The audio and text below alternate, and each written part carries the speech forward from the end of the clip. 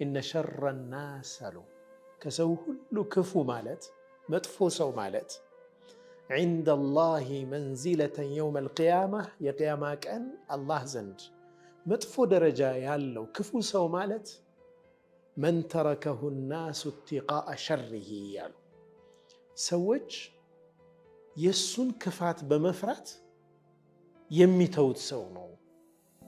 ክፉ ነገር እንዳያደርጋቸው ብለው የሚጠነቀቁት ሰው ነው አሉ ነቢዩ ሰለላሁ ዐለይሂ ወሰለም። በጣም ትልቅ ደርስ ነው። ህይወት ውስጥ የሚያጋጥሙ በርካታ ሰዎች አሉ። ክፉ እንዳይናገሩን ስንል ጥሩ ምን ሆንላቸው? እኛስ ክፉ እንዳይናገሩን ክፉ እንዳያደርጉብን ተብለን ሰዎች ጥሩ የሚሆኑልን ሰዎች ከመሆን ምን ያክል ድነናል? ራሳችንን መጠየቅ ያስፈልጋል።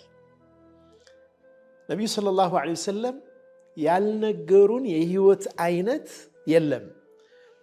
ሞዴል አድርገን ልንወስደው የምንችል በምን አይነት መንገድ ከሰዎች ጋር መኗኗር እንዳለብን፣ በጣም መጥፎ የሆኑ ሰዎች ጋር በጥሩ ሁኔታ በመኗኗር ክፋታቸውን መቀነስ እንዳለብን ሲያስተምሩን፣ መጥፎ ሆነን ሰዎች ደግሞ እኛን የሚፈሩን አይነት ሰዎች እንዳንሆን